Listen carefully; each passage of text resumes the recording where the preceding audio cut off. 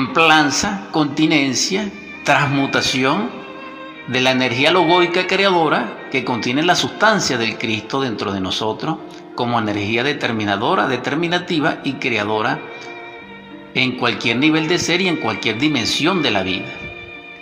Entonces, por eso en la antigüedad, bajo diversas culturas y textos antiguos y leyendas y mitos, se hablaba del cinturón, porque el cinturón en este caso, o la cinta, o lo que se llama ese bordón, o dijéramos, no recuerdo bien la palabra, pero hay un cinturón que se realiza devocionalmente y que pertenece a la vestidura de todos los cultos a nivel litúrgico o ritualístico, que es del cordón. Ese cordón que se utiliza como un cinturón o el cinturón de los antiguos simboliza el mismo misterio de esa corona espina, pero está a la altura de la cintura. Entonces allí vemos la correspondencia entre esos dos cinturones, el cinturón que se coloca con el cambrón o el espinal o las espinas o el abrojo o como queramos llamarlo en la cabeza del adorable o del iniciado, y el que se le coloca en otros niveles en la cintura.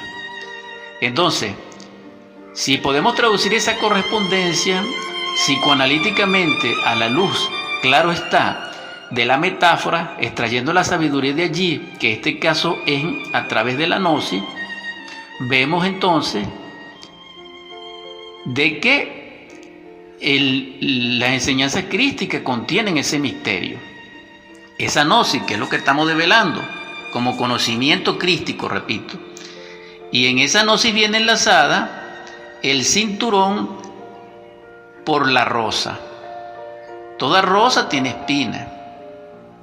Y esa sabiduría está expresa en que para poder lograr el éxtasis y aspirar el perfume de la rosa, o para poder engalanarnos y ostentar la rosa ígnea del universo, necesitamos ser heridos por la espina. Y esto encierra lo que se llama los misterios de Eros, porque Eros es el portador del fuego. Entonces aquí vemos la unión entre la mitología griega antigua y la Biblia hebraica a través del cambrón. Y de otras culturas porque es la misma enseñanza, porque es el fuego. Y el fuego es Inri, y el fuego pertenece según la consagración del orden de Melquisedec para ser sacerdotes reales, inmortales y sin genealogía.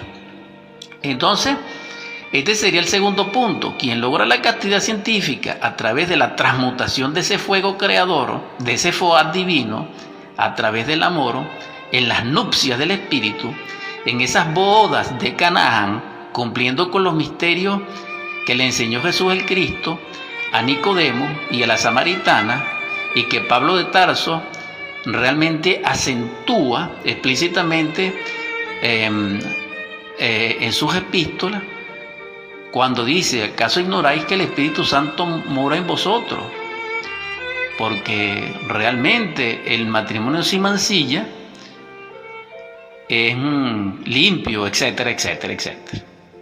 Entonces vemos aquí que en esas palabras que no recuerdo muy bien de Pablo, se confirma ya de que estos misterios del fuego se relacionan con la cristificación, porque la cuestión es nacer en el reino. Pero ¿cómo se nace en el reino?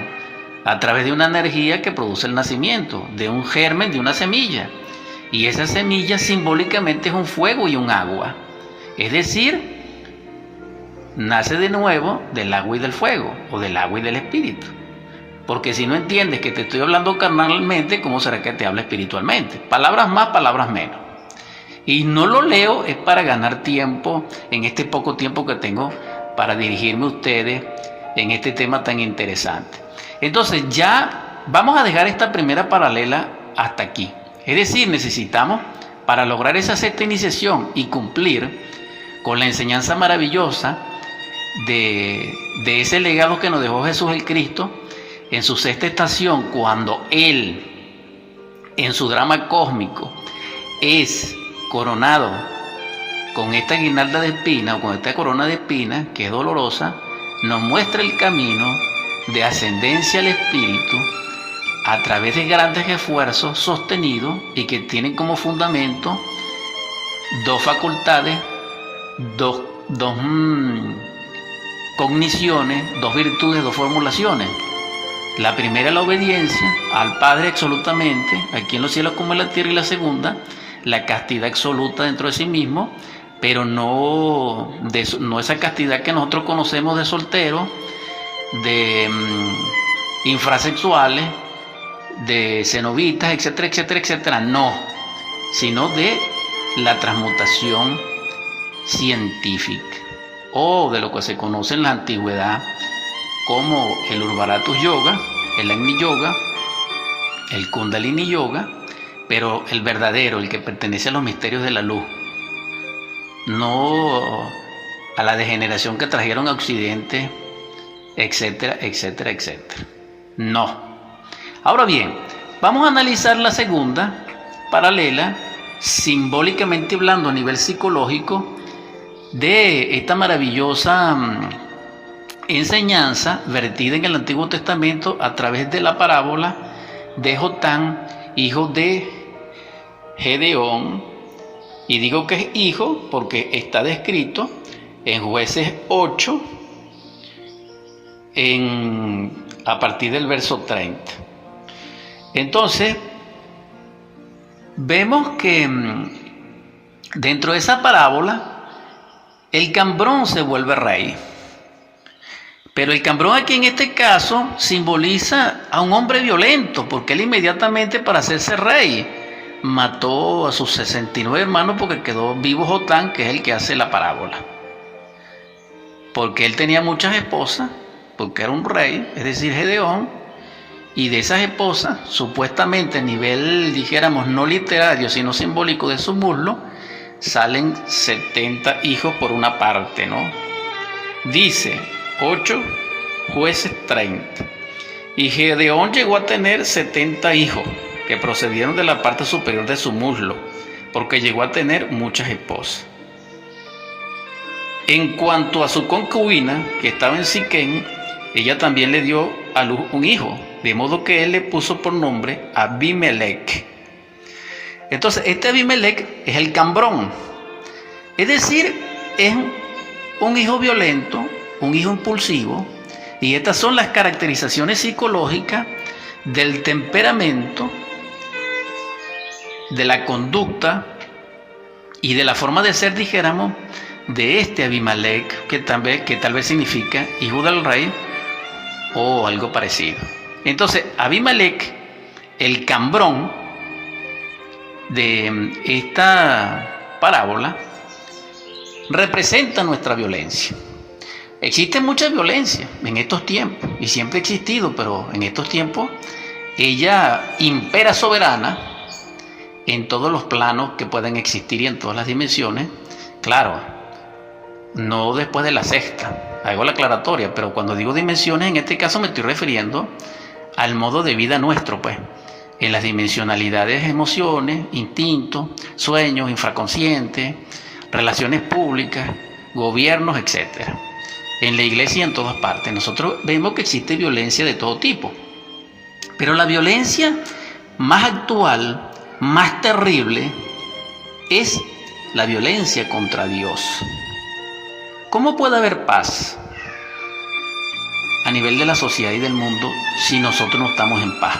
El mundo es la sumatoria de cada uno de nosotros.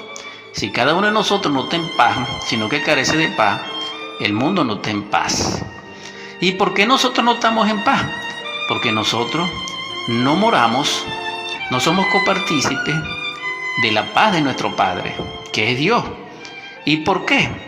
Porque nosotros no le obedecemos, no cumplimos sus desideratum, sus mandatos, no le amamos en hecho, no le correspondemos en hecho, no le expresamos gratitud y lo culpamos de nuestro fracaso y de nuestra vida. Cuando alguien se muere, en el fondo le echamos la culpa a Dios. Cuando fracasamos, le echamos la culpa a Dios, porque esto es terrible. Cuando nosotros estamos junto a alguien, le echamos la culpa a ese alguien y también le echamos a Dios. Cuando estamos solos, no nos echamos la culpa a nosotros mismos, sino a los que nos dejaron solos y a Dios. Es decir, el que paga los platos rotos, como decimos criollamente, a nivel popular, como dice el vulgo, es Dios el Padre. Entonces, la máxima violencia que se puede expresar es contra el Padre. Pero una de las violencias contra el Padre son las violencias contra el Espíritu Santo, porque recuerden que el Padre contiene el Hijo y el Espíritu Santo. El Hijo contiene al Padre y al Espíritu Santo, y el Espíritu Santo contiene al Padre y al Hijo. Entonces, como les acabo de decir, cuando no se es casto, cuando no se transmuta la energía creadora del Espíritu Santo dentro de nosotros, es decir, cuando no se cumple con los mandamientos del amor, con las enseñanzas crísticas enseñados tanto a Nicodemo como a la samaritana, etcétera, ¿qué acontece? Que nos volvemos violentos porque estamos nutriendo, alimentando la lujuria, la concupiscencia, la fornicación, el adulterio y toda esta gravedad infinita de psicopatías sexuales modernas que tienen nombre y legislación. Es decir, el mundo de la infrasexualidad está, dijéramos, llevándonos a nosotros al abismo de perdición y nos está consumiendo en el fuego de la pasión colectiva y del cambrón. ¿Por qué? Porque la violencia tiene como origen la fornicación y la desobediencia tiene como origen la fornicación. Recuerden el árbol edénico, recuerden la manzana edénica, recuerden la serpiente tentadora y recuerden que fuimos sacados, arrojados del Edén perdido.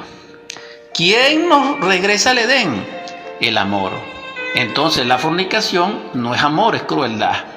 Entonces eso da risa cuando uno escucha que personas infrasexuales de todo tipo hablan del amor. No, porque esto es antinatural. Entonces, si no hay amor casi entre seres naturales normalmente que se corresponden, ¿cómo será lo que no se corresponde? Entonces, ¿cómo no va a venir una catástrofe apocalíptica a este planeta? Ya lo dijeron los sabios mayas, cuando dijeron que la tierra sería destruida, cuando vivan sobre la tierra hombres de 2 días y mujeres de 2 días.